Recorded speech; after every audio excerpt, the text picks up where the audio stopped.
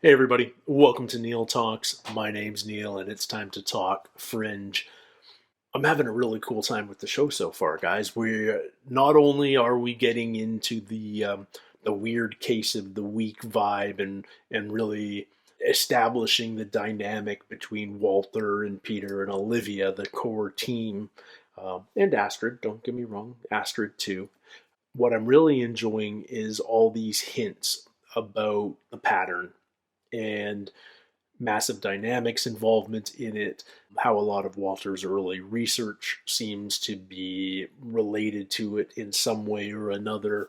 Maybe Olivia has a direct connection beyond that of Agent Scott. What does Massive Dynamic want out of Scott's brain that they're in the process of downloading? Why do Royals and Nina Sharp have a connection?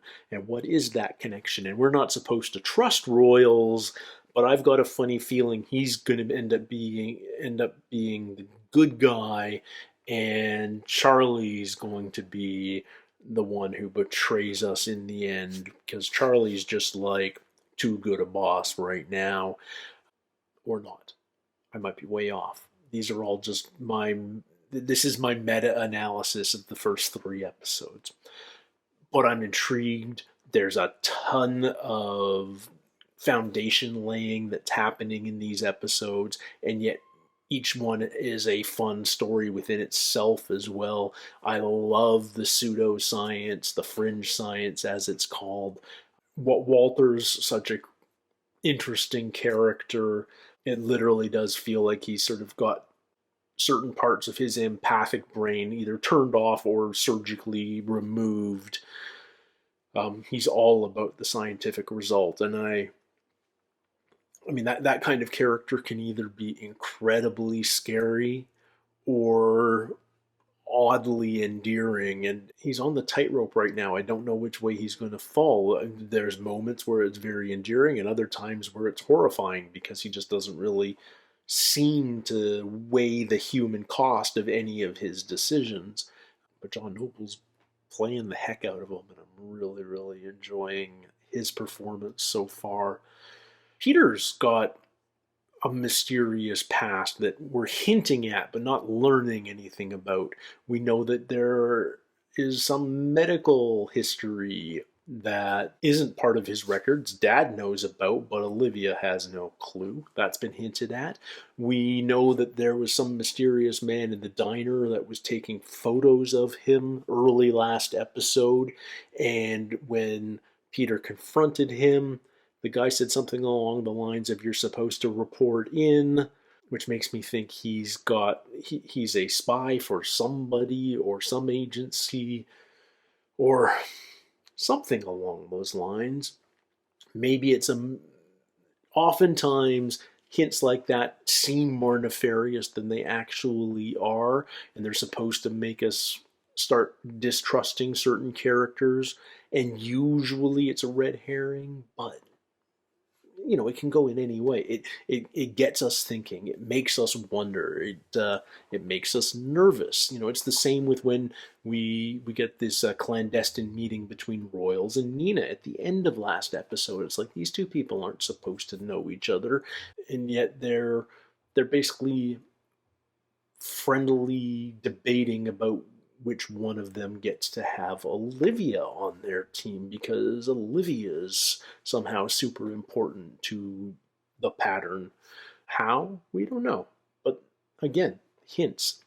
Just nuanced little slivers of information that just are designed to pique our interest.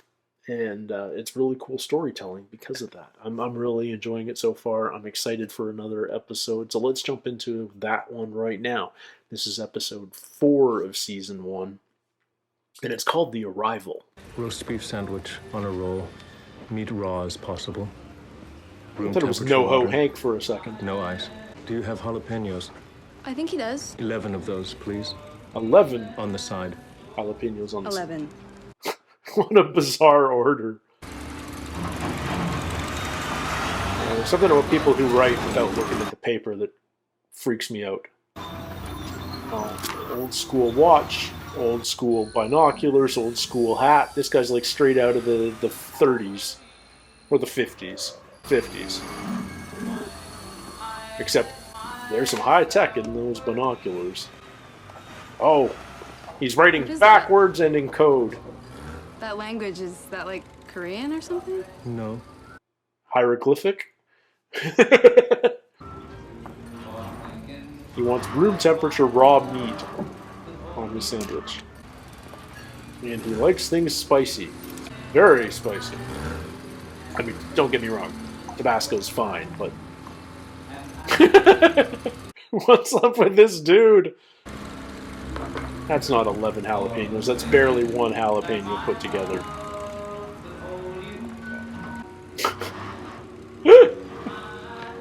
He's an alien. Absolutely an alien. Except that's human technology in the binoculars. It's at least English on the display. Oh, Bluey! Classic G-Man look. Alright, straight onto the work site. What's down there? It has arrived. What? Okay. A bit of Men in Black vibe there with that guy. He was awake till 5 in the morning, reciting the chemical compositions of his favorite beverages to me. All while he was standing there naked. Because he prefers the breeze. Well, your living arrangements are temporary. We're finding you an apartment so that... Olivia, don't bother. You don't need me here. That isn't the truth. It is. You need him. I'm just a babysitter. Peter, you decipher what he says. Anybody can do that. There's nothing special about me. You're his son. Okay, so this is the episode we prove Peter's special. He would rather go back to St. Clair's than work here without you. He said that more than once. Was he wearing clothes at the time? Hello. Morning. Morning. Morning. It's what caused the explosion I want you to see. Something arrived. Alien. It has arrived. What is it? It's why you're here. We don't know. It came from underground. Sonic vibrations. At 2 megahertz and then again at 4. Do you feel like sharing? No. It's too early. This isn't the first time one of these has shown up. 1987 at Quantico. Henry Jacobson. Said he's looking forward to seeing you again. Her mentor or something? Well, well, well. I was hoping I'd have an excuse to see you again. My condolences. It's not easy losing a partner. I know you and Agent Scott were close. Why are we staying on that obituary so much? Is there something in it that matters? A metallic cylinder, 24 inches tall, 12 inches in diameter. It was vibrating. At 2 megahertz. And again at 4. 48 hours after we found it, there was an explosion unlike anything I'd ever seen. 48 hours. It exploded down. And if it's happening again, I as a got friend, 48. I'd ask you to stay as far away from this thing as you can. It explodes down.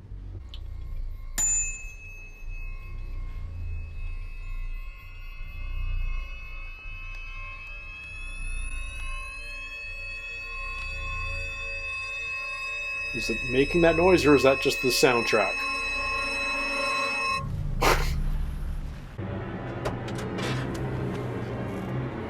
Oh shit! That's an alien Uzi. Sir, can I help you? Whoa! What a weapon! It's been taken. You. Where is it? Who was he calling to say it had arrived? Why didn't he take it then if he wants it now? Hello?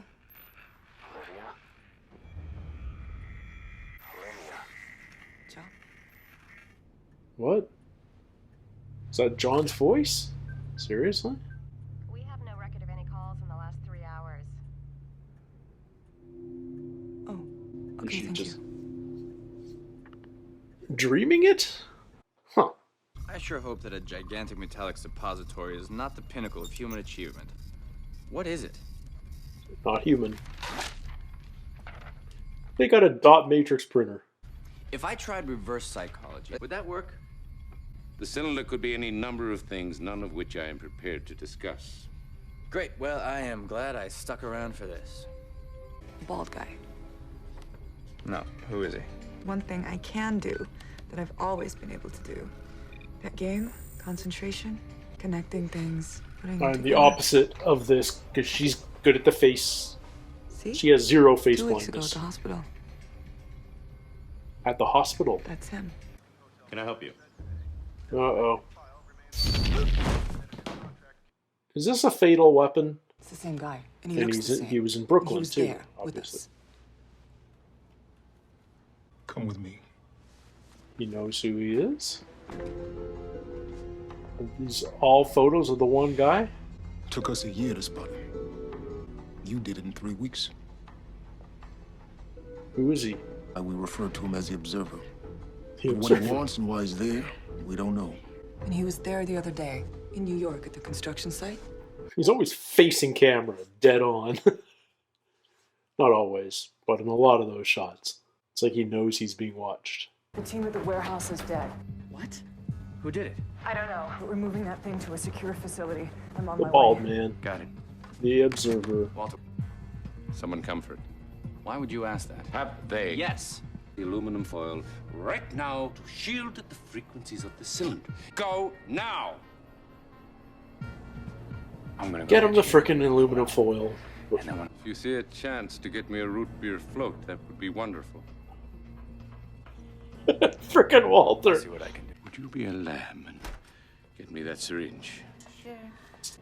Will Walter ever know Astrid's name? Thank you. No, he's gonna knock her out. What the fuck, Walter? What the hell, Walter? Oh, not always fatal. someone came to you, think about her. See? That was easy. Uh-oh. Root beer float. Oh. They know each other. You want The some? guy in the toque is not the Observer. Thank you. Who's the guy in the toque? I wouldn't taste much anyway. He's an alien. 17 years. That's a long time to go without something you love. Thank you for hiding the beacon. I know you have questions. Soon you will have answers. It's a beacon. But the last one exploded? I didn't promise you anything. I warned you from the word go. Walter just got picked up, walking the median of I-95. Have you never taken anything that didn't belong to you because you knew it was the right thing to do? This isn't about me. Maybe it is, Peter. What would you like to know about it? Where is it? I can't tell you that. I believe there are only another 4 hours in which I must keep the cylinder from those who are trying to get it. 48 Theory I have hours discussed since with my friend who agrees with it me. Your arrived. friend. Extremely bald. Yeah. No eyebrows either. Where can we find him? We won't be able to find Well, him. of course not, because he's in the 7th dimension. He's shy.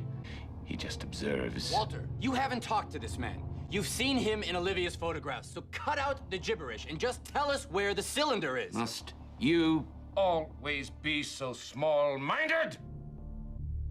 Damn it, don't be like her, like your mother. Questioning my judgment. I will not be babied! Did Mom institutionalize Dad? Olivia, I am very sorry, but I think you'll understand why I don't want to hang around any longer. I upset him, didn't I?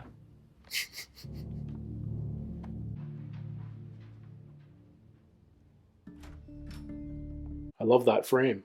Don't know why I love that frame so much, but I love that frame. Just the little window in the bottom right corner like that.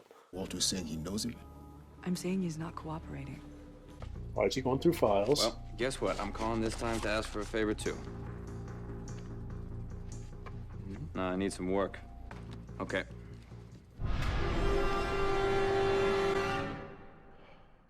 So who's the toque guy? I mean, obviously the toque guy's after the orb, but who is he? Like, what? He's who we're hiding it for the next 4 hours. But yeah, Maybe he just finally left. No, there was a struggle here. Or did he stage it? Call Harvard campus security? Yeah, that's staged. Peter staged that. You don't work for Big Eddie, do you? Look, I think you got the wrong guy. No, he was taken. Okay. These nose wires, why are they so frightening? What was the most pain you've ever felt in your life? That right there, I'm guessing? This was taken outside your lab. Have you ever seen this man before? I don't believe so, no. Peter will lead him to it. To what? The cylinder? Yes. How? Did you tell him where you put it? No, I don't need to. Think about your father. A happy time. A time when you still believe that your father loved you. Does your father have any other hiding places? Answer the question. Does your father have... Yeah. Thank you. Mother's grave? His father's grave? Who's Robert? 12 to 44. Shame you never met him. Yeah, it's Walter's dad. Died young, presumably in the Come war. on. 44 was it? Hey, it's a cylinder.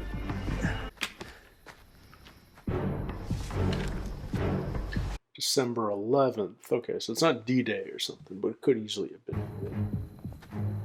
Olivia, over here.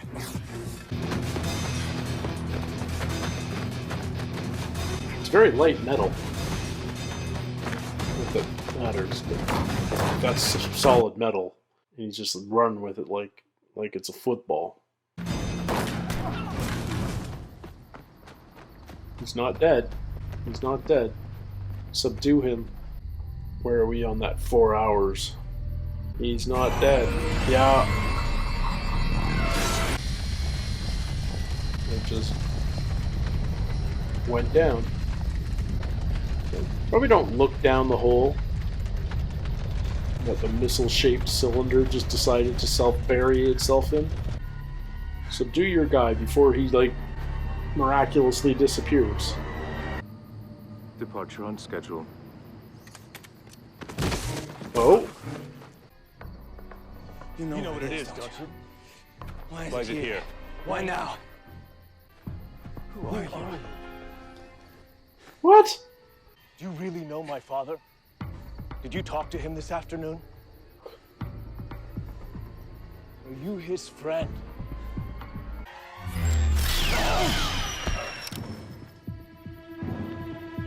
That was a weird gun noise. Was that a real gun? Or is it just alien technology made to look like a handgun? He's not bleeding. I should have said the guy in the beanie, because unless you're Canadian, you don't know what the toque means. A toque is a wool cap. A beanie. Where's the guy in the toque? I'll take you back to your hotel.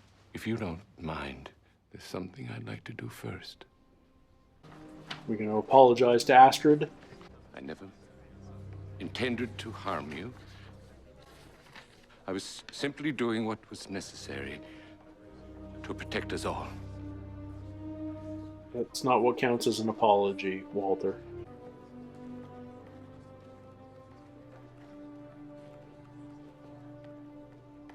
You're a mess, dude. We ID'd the shooter, John Mosley, wanted for a double homicide in Seattle last month. A few drug-related felonies before that. Seattle. Doesn't make sense. Came a long way to try and get that thing. What about Mosley's gun? No one's talking about this. So I'll see you tomorrow. Secret handgun Yeah. that just kills people with shockwaves? You ready to get out of here? I mean, I know that it sounds insane, but the man in the woods, he knew me. And I don't know how, but he was inside my head. I mean, I'm a fairly open-minded guy, but there are things happening here that I can't even begin to explain. And I am not going anywhere until I can. Okay, he's pot committed. In that case, you might want this. Your credentials have been approved. Will it get me out of speeding tickets? Maybe one. Maybe. How did I know that, Walter? I didn't know that. I didn't know where the cylinder was buried. You know it, son, because I know it. No, I didn't know, because you didn't tell me. Ideas can be absorbed through osmosis, through proximity. Most frustrating dad in the world. You remember the night, the accident we was driving? Of course I remember. Your mother was at home. Of course I remember. Thanksgiving dinner. What does this have to do with what happened today? I regained consciousness. I saw your body contorted horribly. I reached for you, but the ice broke, and we sank. And then you swam to shore and saved us both. I know. No. I was incapable of saving you or myself. So who saved you? We were saved, both of us, by a man that I had never met. The Observer? It was as if he knew my thoughts before I did. Without speaking, he made it clear that he would need me one day. Who they are, what they want. As a man of science, I share your frustration in not having these answers. I know you must think me insane. Not nearly as much as you might think. Alright, we're just gonna have to accept a whole lot of inexplicable for a while, aren't we? Whiskey and cereal. Hello, Liv. What? Okay. She heard him earlier, now she's... Ugh. So we're not coming out and saying it, but we're strongly suggesting that the Observer is alien. From his written language, to his dietary requirements, to his lack of aging, to his connection with this cylinder, which sure appears alien in nature. 87 to 2012. So every 25 years this thing surfaces in an attempt to do what exactly? Who knows? Are we even going to revisit this storyline, or is this kind of a standalone and it's just kind of introducing new characters? Obviously there's the Observer. He's going to be occasionally making an appearance. If he's attached with over 30 incidents related to the pattern, it would certainly, it's pseudoscience and it's science fiction, so like, sure, why not make the pattern alien related if you want to? You know, that's certainly an option for the writers. My face blindness, man, it's a real thing, because the first time I saw the guy in the toque, I'm just like, oh, the Observer has taken off his fedora and put on a beanie. But no, two different guys, but the guy in the beanie has this gun which seems to be of different non-human technology. I mean, it could just be super advanced technology, but it feels alien too. I wasn't expecting Olivia's shots to have killed him. I was expecting for him to disappear or get away, or somehow otherwise surprise us. So yeah, I don't know what that's all about. But anyway, he's dead. That's a dead end as far as storyline goes. But Walter and Peter were saved by the Observer a long time ago. Now, pre or post 87, I don't know. But we know the Observer's been around that long, at least 25 years. And we know the incident, sometime more than 17 years ago, because of Walter's incarceration. But yeah, I mean, we're just seeing stuff that we can't readily explain. This mind-reading power of the Observer, who seems to have maybe not the same relationship with time as we do, if he can read minds and doesn't seem to age, and who knows? It's all just pure speculation right now, and it feels kind of pointless to speculate too much this early. The main results of this episode, though, are Peter, who was ready to walk because of how frustrating having Walter as a father and being essentially his babysitter / translator can be. He comes around, and I thought this would be the episode that would sort of prove Peter's worth to the team, if you want to call it that. Like, what does he bring beyond being... I mean, yes, he's super smart. Don't get me wrong, I get that. But so is Walter. So really, Peter's there because Walter demands it, and because Peter can translate Walter to human, to English. And he doesn't see his purpose beyond that. And I thought this would be the episode where he learns what his value to the team is. Turns out this was more about the episode that gave him a reason to want to stay. And that is to understand these things that he is now admitting are unexplainable, but must have an answer. It must have a reason. Just must have an explanation. And he's got that same curiosity that his father does that motivates him to learn more, to figure it out, if you will. So yeah, wow. It's a hard one to further unpack because I feel like we're just starting this whole other storyline. This episode, not so much related to Massive Dynamic, and related to the pattern in as much as the observer is somehow related to the pattern. But this feels like it opens up a whole new avenue of what Fringe might be about, namely potentially aliens and alien technology. Of course, this is me just making some assumptions, and we all know that that's incredibly dangerous, especially in a J.J. Abrams mystery box show. But yeah, obviously there's a ton more for me to learn as I continue on this journey. But I'm intrigued. I wish I had more theories right now, but I really don't. I feel like I need to watch half a season or so before I can sort of like go, okay, well, what about this? What about that? Here's an idea that might tie those things together. What if this explains that? I'm just not there yet. Right now, I'm just kind of collecting clues, and I feel a bit like Walter in as much as like, do you have any ideas? And it's like, I don't want to say. Except I feel like I'm just covering it up because I don't have any ideas. Nothing's connecting those wires in my brain yet. It's all just like random fact and story, and I haven't forged the connections that sort of start tying it all together. And what's this about Scott appearing to Olivia? First, he calls her on her phone, and she hears his voice through the static, but she hadn't received a call in 3 hours. So that was some kind of dream or hallucination. And then she comes home at the end of this crazy day, and again, she presumably hallucinates him. She's not asleep. Maybe he's reanimated. Could Massive Dynamic be effing with her by bringing him back?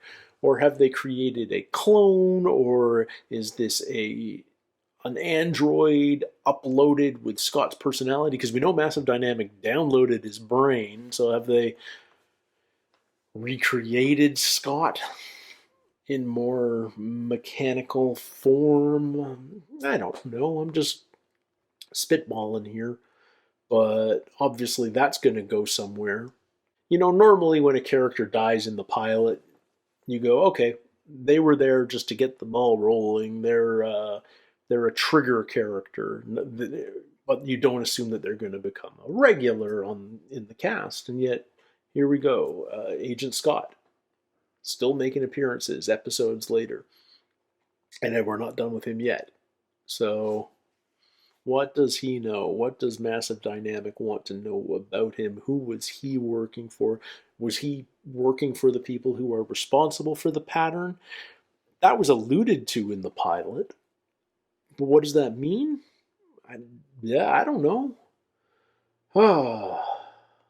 I wish I had more theories.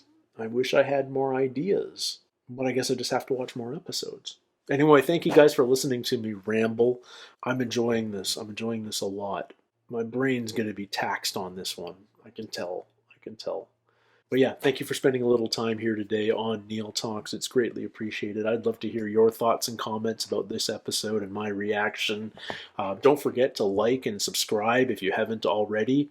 If you're interested in checking out my full-length reactions to this show, consider checking out my Patreon, where there are full uncut reactions. You just need your own copy of the show to watch along with. And you can also get early access to all of my reactions up to 4 weeks in advance. If that interests you, consider checking it out at patreon.com/NeilTalks. And with all of that, thanks again. Take care. Stay healthy. We'll see you soon. Cheers.